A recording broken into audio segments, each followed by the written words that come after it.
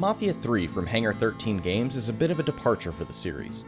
Gone are the Italian-American protagonists, the high-rise jungles of faux New York, and the obvious inspirations from The Godfather and Goodfellas. Instead, Mafia 3 is set in the 1960s civil rights era New Orleans approximation New Bordeaux, and features Vietnam veteran and black protagonist Lincoln Clay. Hangar 13 certainly can't be accused of taking the easy way out when picking their subject matter.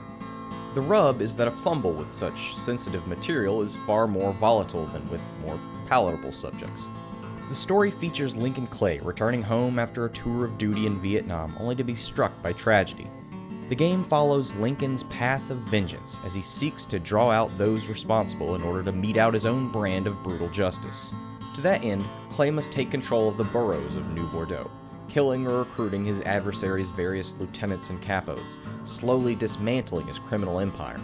For players familiar with games like Red Faction Guerrilla or the Saints Row franchise, this style of open-world territory control will feel familiar.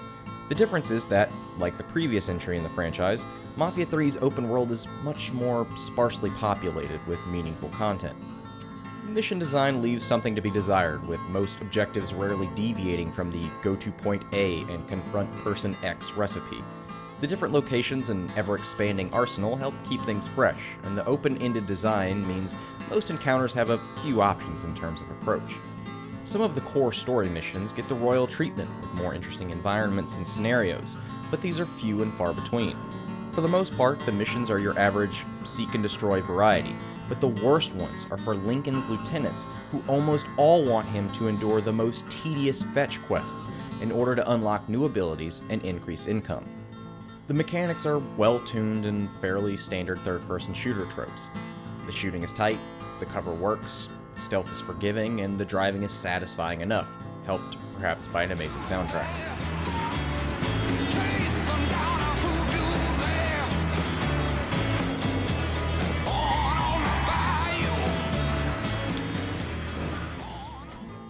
The one exception being takedowns, which are used to dispatch enemies at close quarters.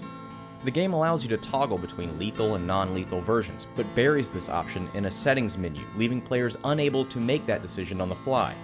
In a less nuanced game, this wouldn't be a problem, but in such a morally complex world with a lead character with so much dimension, players may often find themselves in situations where not everyone impeding them necessarily needs to die, or vice versa.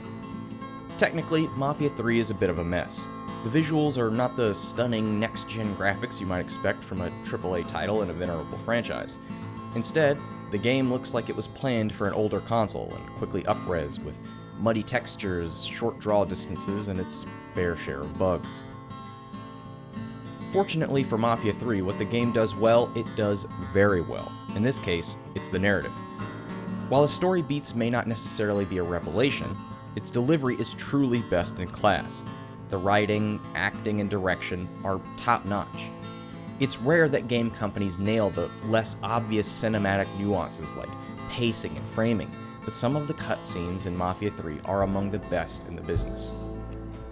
All the while, Lincoln's in the other room, barely clinging to life.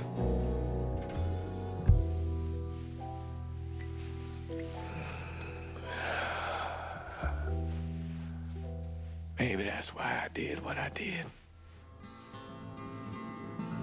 Unfortunately, not all of Mafia's story beats are given the 5-star treatment, as some are resigned to bare-bones cutscenes devoid of all but the voice acting that made the others stand out. It's a jarring transition, and reeks of budgetary limitations. Making matters worse is the fact that some of the best character moments are tucked away inside of these lackluster sections, stealing some of their weight and importance. But mostly, Mafia 3's story is managed with a deft hand, which is important because much of the subject matter is extremely sensitive. The world of New Bordeaux is wrought with racism, from the casual variety thrown around by passers-by in the street to the institutional kind manifested by police constantly watching you or being less willing to address crimes taking place in minority neighborhoods.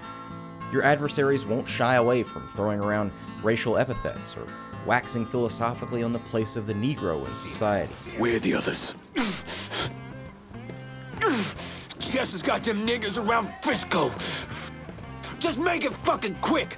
Dig, motherfucker! Sweet dreams.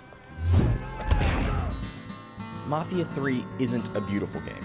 Its mechanics are middling to good. It's bloated and overlong, but it is an important game. It's one that wears its politics on its sleeves. It shines a light on issues most of us wouldn't seek out and handles them with the care and attention they deserve. It's easy to imagine a version of the game with a smaller, more focused scope, a version more technically proficient, that delivered some of the breathtaking visuals the setting was ripe for. But Mafia 3 isn't that game. Its faults, however, can't overshadow its achievements. Mafia 3 isn't a great game, but it is an important one. When you out there running around killing all those crackers, what do you think people will see? I'll tell you what they see. A crazy nigga.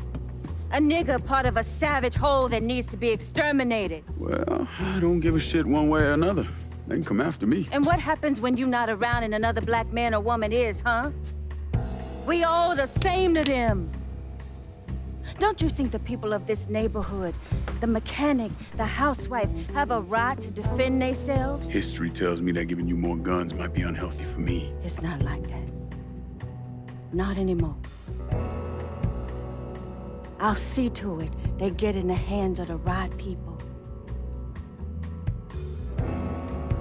I'll see what I can do. Don't worry. I'll make sure you benefit as well. Don't push me, Cassandra.